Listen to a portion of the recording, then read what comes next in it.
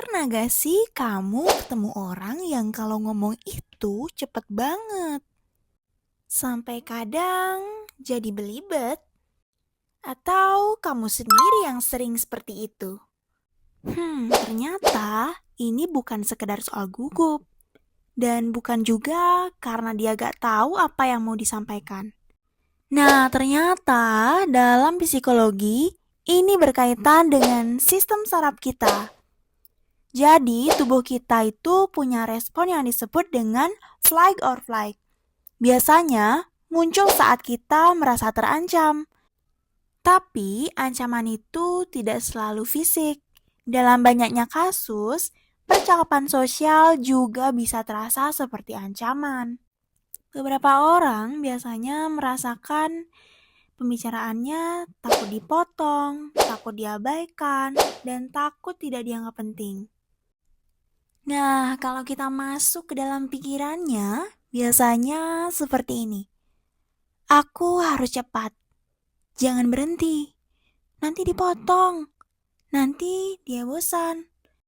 Itulah suara-suara yang ada dalam pikirannya. Jadi, ketika dia bicara, dia sebenarnya hanya menyampaikan pesan. Dia juga sedang melawan rasa takutnya sendiri. Nah, kira-kira apa sih yang menyebabkan seseorang bisa mengalami hal seperti itu? Nah, tanpa kita sadari, ternyata ini disebabkan oleh pola yang sering terbentuk sejak kecil.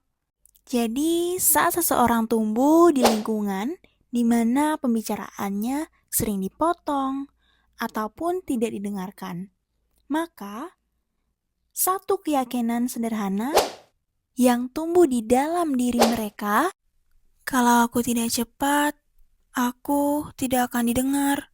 Dan keyakinan itu terbawa sampai dewasa. Itulah kenapa dia jadi terburu-buru saat berbicara. Tapi ironisnya, orang yang seperti ini justru jadi pendengar yang sangat baik. Karena dia tahu rasanya tidak didengar itu tidak enak.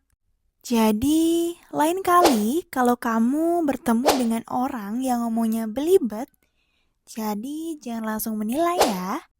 Karena mungkin dia bukannya orang yang tidak pintar, tetapi dia hanya belum pernah benar-benar diberi ruang untuk selesai berbicara.